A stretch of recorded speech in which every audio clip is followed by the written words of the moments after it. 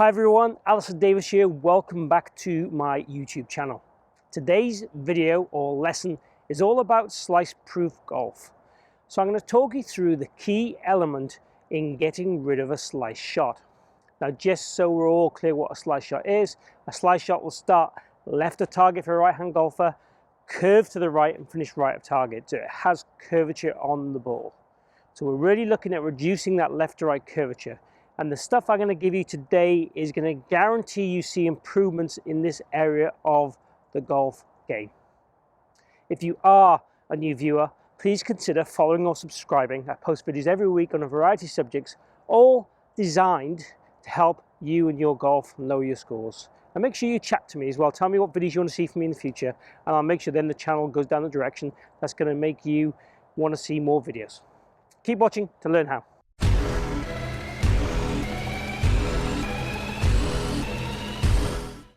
So today's video, slice-proof golf. What is that really? What are we going to do to guarantee that? Now, the cause of a slice can be obviously quite varied. And ideally, we'd want to know the blueprint you have in order to make sure you never slice the ball again.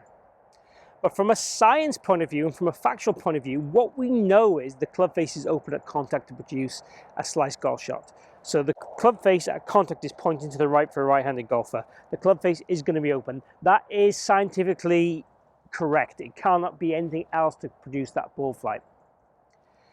Obviously, the contact will create more curvature or reduce the curvature if we hit the ball in the heel or toe. If we hit the ball in the heel of the club, it's going to increase the curvature, generally speaking, unless we hit the low, snarpy left shot straight off the club.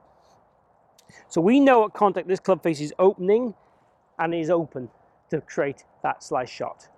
So today we want to look at what we can do to change that club face relationship at contact at impact, and the steps we can look at within the setup, the backswing and the downswing and the through swing to help that happen. So I'm going to cover those kind of areas today. So the starting point would be a setup. Obviously we can check if your club is aimed correctly. If your club is aimed open at address, that'll be something that'll be worth taking a look at. For me, it makes a minor influence on really the overall pattern, because sometimes people set up the club face open, but then will release the club subconsciously to make that even itself out. But it's worth checking out for sure. Check that club is at 90 degrees to your intended target line. So draw a line from your ball to target, and then make sure your club sits pointing on that line at a 90-degree angle from the leading edge of the golf club. The second thing I want to look at a setup would be the grip. So if you take your grip as normal, I'd want you to be able to look and see how many knuckles you can see, and I'd want to be able to see 2 to 3 knuckles on the left hand, to the lead hand, and this V created by the thumb and the first finger there wants to point somewhere between your collarbone and your right shoulder. So it wants to be in that general area. Now, if your grip is weak, pointing more over towards his left hand shoulder or to the left side of your head, then it's worth making an adjustment there, making the grip what we would call stronger, or move it more to the right of the handle for a right-handed golfer. Now, if your grip is neutral, I would not want you to make it stronger. I definitely do not want you to feel we're going to create things that are worse to make things better, unless it's the only option. If you try everything else, and this is the only thing you can go back to change to make a difference to your ball flight, then I will accept that. I'd rather you work on the club face in the dynamic fashion and in the release patterns to change it, rather than giving you a poor grip to make you a better golfer. Now, if you don't want to work on your game at all, you don't want to hit golf balls, then maybe that's the way to go. You can change the grip. But for me, it would be the last thing to do. So, the other thing to check with the grip is if it's in the palm of the hand or not. If your grip sits too much in the palm of your hand, you will struggle to be able to release that golf club through the golf swing, to get that club face to close and rotate. So if it is in the palm, adjust it to be more in your fingers. And again, I have got a video on the perfect grip which you can watch, so I'm not going to cover the grip in full detail here. You can see that on one of my other videos on my channel. So once we've got past the setup, so aiming square and the grip in what we would call a neutral fashion, next thing to look at would be in takeaway. So I'd want this club to pretty much mirror your spine angle. Now, if the club is tending to be more toe up, or even toe over to the right hand side here, I would want you to feel you get this club face more closed. You might feel that the right hand faces more towards the ground to help this.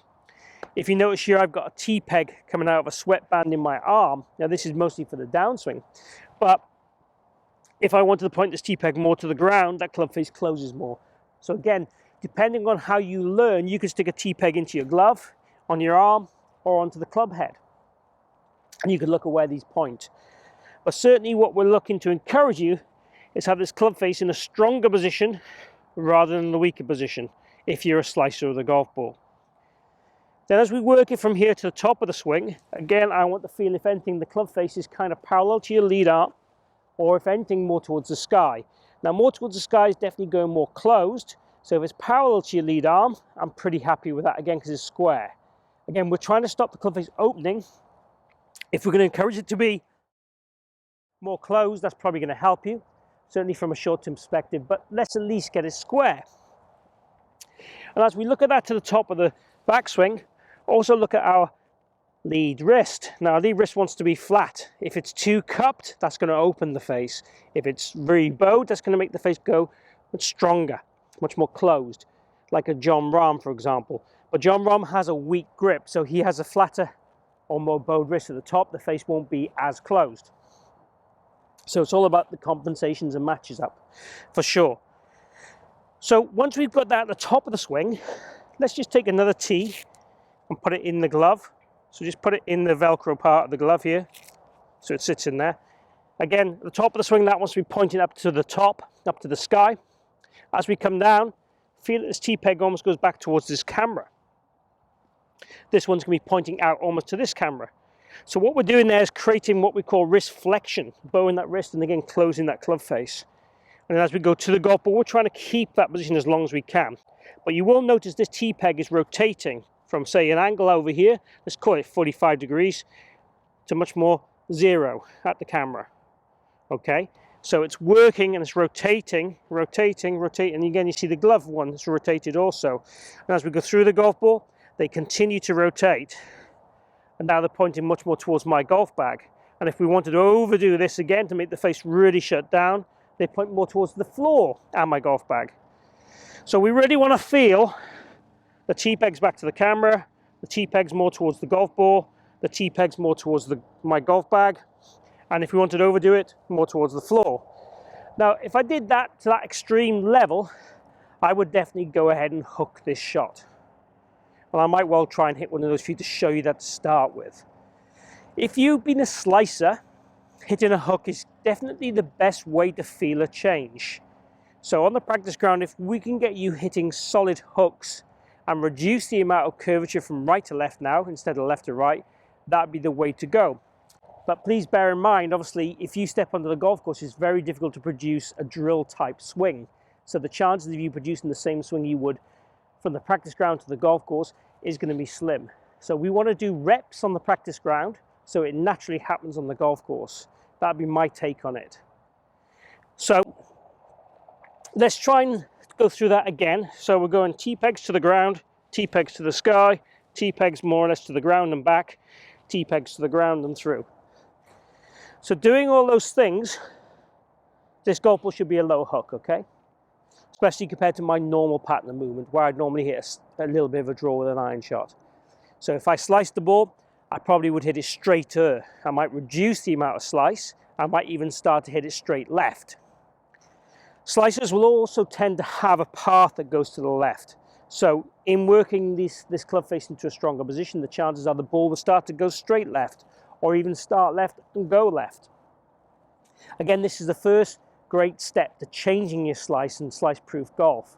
Then you would look to work on your swing path or your swing direction, if you like, to help straighten the ball out even more. Let's try a shot.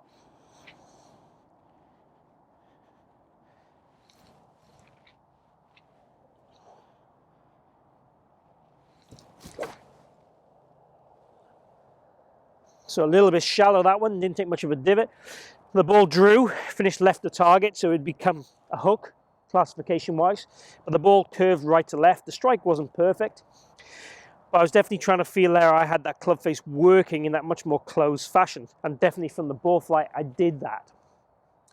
So the idea might well be that you do 20 reps or so doing that kind of movements. And again, if the T-pegs help you on your arm and the glove or the club head, do it. And certainly do this in the house or the garden or the yard to get you to feel the arm mechanics and how they're different.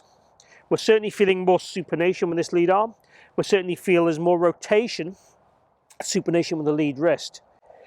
So as we start down, there's more flexion and then more supination. That would be the feel we'd have, and all this in total is going to give us a much stronger club face and take the club face from being open to squarer to even closed. And again, we have to feed what you need, so we'd work on this until we start hitting the ball flight we want, whether that be straight or a draw, and then we'd reduce the amount we would do this, practice swing wise and drill wise. So there you have it, a way of becoming a slice proof golfer. Working on the club face, working on it in setup, working on it in takeaway, working at the top of the backswing, working it at the start down and the fall through. Again, if you go through those checkpoints and discover it's only the start down you need to work on, then work there and spend your effort and time and energy there to make a difference to your game. I guarantee if you're a slicer, you'd love to start hitting more pulley hooks, and I guarantee if you're a hooker, you'd love to start hitting more fades and more slices. We always want to work away from where we are. It's always satisfying to see that change. So get on the practice area and change that ball flight, and then get on the golf course and play much more naturally, and hopefully that will be exactly where you want to be. Hope you've enjoyed this video. If you have, please click like and share the video.